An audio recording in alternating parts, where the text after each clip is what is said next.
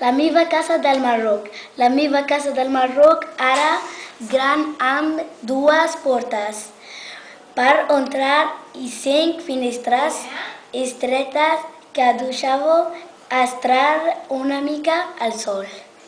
Al costat hi havia la casa de l'àvia i entre les dues cases un pati. Al pati jugàvem a futbol els 3 germans i els cosins i des d'allà sentim l'olor del menjar que cuinava l'àvia i la meva mare, tagín, cuscús. Davant de les dues cases hi havia moltes flors de color vermell, gros, lila, que feien molta olor.